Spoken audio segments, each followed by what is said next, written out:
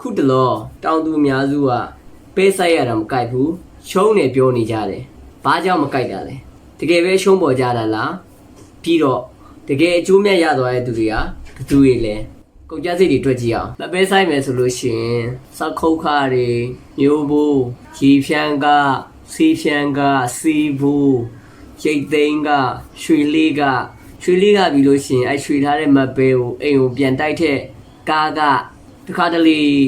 တချို့ပဲတွေဆိုလို့ရှိရင်မတန့်လို့ဆိုပြီးတော့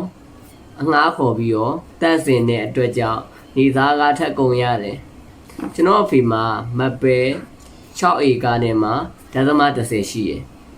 အဲ့ဒီကနေရလာတဲ့တင်းရီကိုတွက်ကြည့်ပြီးတော့ရတဲ့ငွေတန်ဖိုးက131သိန်းရှိရယ်ကုန်ကျစရိတ်ကကျတော့89သိန်းနည်းနည်းကျော်မယ်ဆေးဖြန်းတာတွေရောအကုန်လုံးတခြားသူပဲလက်ညှိုးထိုးခိုင်းတဲ့အနေနဲ့ကိုကတွက်ထားတာကိုကစီမံခန့်ခွဲမယ်ပေါ့နော်ရလာတဲ့ပဲဘူးကဒီမပဲက9000ခွဲစီနဲ့ရောင်းရတယ်ကလေးပဲက9000စီနဲ့ရောင်းရတယ်စုစုပေါင်းရတဲ့ဝင်က131သိန်းကုန်ကျစရိတ်က89သိန်းလက်ထဲမှာကျန်တဲ့ငွေက52သိန်းကျော်လေးပဲရှိတယ်မြေကွက်အကုန်လုံးရဲ့တန်ဖိုးကဆောင်းတော့ပြော6ဧကကျော်ပေါ့နော်အဲ့ဒီမြေကွက်ရဲ့တန်ဖိုးကအခုကာလာပေါက်စီ1900 2000ပတ်ရှာလဲရှိတယ်1900 2000ပတ်ရှာလဲတန်ကြီးရှိတဲ့မြေကွက်က4လလုံးမှ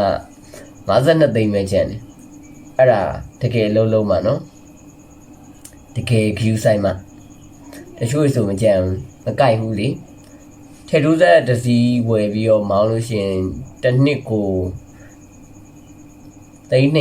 300အသတင်ကျန်တယ်စားပြီးတော့ပြီးကိုပြောတာအခုမြေကိုင်းတာမြေပဲ site တွေလေသမားစဘာ site တွေဆိုရလေသမားတွေကြာအဲ့လိုမကြမ်းဘူးအခုမပဲတတိဆိုရင်6ဧကလုံးမှာ52သိန်းပဲကျန်တယ်ဗျာ52သိန်းဘာလုပ်လို့ရမှာထွန်းဆက်တတိကိုသိန်း1400လောက်နဲ့ဝယ်လို့ရတယ်အများစုကကိုဘောဆောင်တွေကနေရုံမထွက်နိုင်ကြဘူးငါရှိတဲ့ဥစ္စာလေးကုန်သွားမှကြောက်နေရတယ်ဘာတွေညာတွေပေါ့သူတို့ကလည်းဘယ်လိုကူရခဲ့တာမှမဟုတ်တာသူတို့ပြည့်လည်းမဟုတ်ပါဘူးအဲ့တော့ပဲဆိုင်တာတကယ်မကြိုက်ပါဘူးမကြိုက်ပေမဲ့လည်းတောင်သူတွေကလုံမှာပဲအဲ့လဲဆိုတော့သူတို့မှတခြားရွေးချယ်စရာကြီးရှိရယ်ဒါပေမဲ့သူတို့ကကွန်ဖော့ဆောင်ကနေရုံထွက်မှာမဟုတ်ဘူးအရှုံးခံပြီးတော့စိုက်လိုက်မယ်စက်သမားတွေကတေးကြတယ်အချိန်တန်ရင်ဗနေကမောင်းရင်ပတ်စံဘယ်လောက်ရမလဲဆိုတာတေးကြကြီးပဲသူတို့ဆက် ready ပြင်ဆင်ထားဖို့တာအရေးကြီးတယ်အဲ့တော့တခြားသူတွေလည်းပေးဆိုင်ရတာကြိုက်တယ်မကြိုက်ဘူးကွန်မန့်မှာယူတော့ပေးကြပါဦးဘယ်လောက်ပါပဲတဒါ